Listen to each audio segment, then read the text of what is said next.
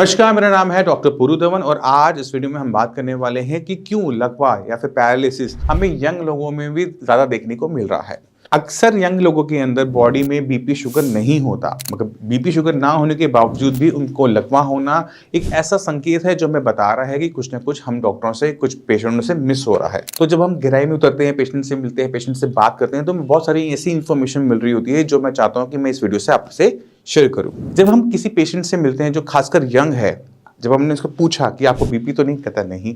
हम पूछते हैं कि आपको शुगर तो नहीं, कहते नहीं। क्या आपने कोलेस्ट्रॉल का टेस्ट करा था, कहते करवाया था, बट वो भी नॉर्मल है। अब जब सब कुछ नॉर्मल था तो उसकी बॉडी में लकवे जैसी दिक्कत क्यों जनरेट हो रही है? जब हम इसकी गहराई में उतरते हैं तो हमें कुछ चीजें कॉमन देखने को मिल जाती है। सबसे पहले हमें मिलती है उनकी नींद, कि ऐसे पेशेंट की जो नींद होती है ना वो बहुत कम होती है। वो रात को सिर्फ 3-4 घंटे सो रहे होते हैं। कुछ लोगों को तो नींद आती कम है, अलग दिक्कत। कुछ लोगों ने रात को फोन को चलाने का, रील्स को देखने का हैबिट बना रखी होती है। रात को वो मूवीज देख रहे होते हैं या फिर वो रात को काम कर रहे होते हैं।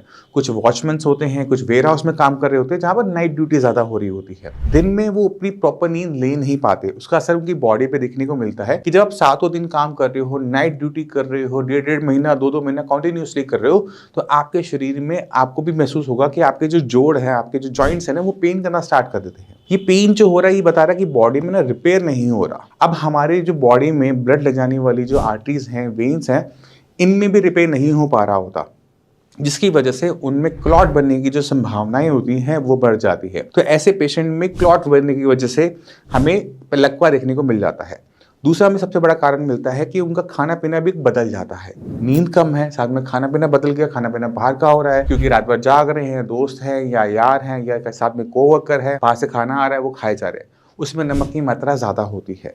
जब हम नींद प्रॉपर नहीं ले रहे होते, खाना भी हमारा बदल जाता है, तो ऐसी कंडीशन के अंदर बीपी बढ़ने की जो संभावना है वो बहुत ज़्यादा बढ़ जाती है। जब आप सो के उठोगे बीपी ठीक मिलेगा, पर जब आपका रात के टाइम आप जाग रहे हो तो उस टाइम में आपका बीपी शूट अप करना शुरू कर देता है। इसकी पहचान आप सिर दर्द से कर सकते हो कि अगर आपका बार बार सिर दर्द बन रहा है तो संभावना ये है कि आपको बीपी की वजह से सिर दर्द हो रहा है। ऐसे पेशेंट्स के अंदर भी हमें लकवे वाली दिक्कत ज़्यादा देखने को मिल जाती है। क्यों? क्योंकि उनकी रेस्ट प्रॉपर नहीं है, उनका फूड प्रॉपर नहीं है। बीपी उनका शूट अप करता है, चाहे वो दिन में 2-3 घंटे के लिए करता हो, बट वो शूट अप कर जाता है।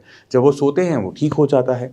तो आपने अपनी जो नाइट में जागने की हैबिट है उसे बदलना है। खाना अगर आप बाहर से खाते हैं तो उसे अवॉइड कीजिए, जितना हो सके खाना घर का खाइए। तो मैं उम्मीद करता हूँ इस वीडियो से आप समझ गए कि अगर हमने अपनी बॉडी को स्वस्थ रखना है, हेल्दी रखना है, तो ना सिर्फ हमें बीपी शुगर से दूर रहना है, बट बीपी शुगर को पैदा करने वाली जो चीज़ें होती हैं, फैक्टर्स होते हैं जिनको हम अक्सर इग्नोर कर जाते हैं, उन पर भी हमें कॉन्टिन्यूसली काम करना है। चाहे वो आपकी नींद हो, चाहे वो आपका खाना हो, चाहे वो आपकी एक्सरसाइज हो, क्योंकि अगर आप इन सारी चीज़ों को कॉन्टिन्यूली करते रहोगे तो आपकी बॉडी लंबा टाइम चलेगी, हेल्दी रहेगी, बीमारियाँ नहीं आएंगी। इसी के साथ आप सभी से चलने की आगे चाहूँगा। मिलते हैं अगली वीडियो में, तब तक के लिए नमस्कार।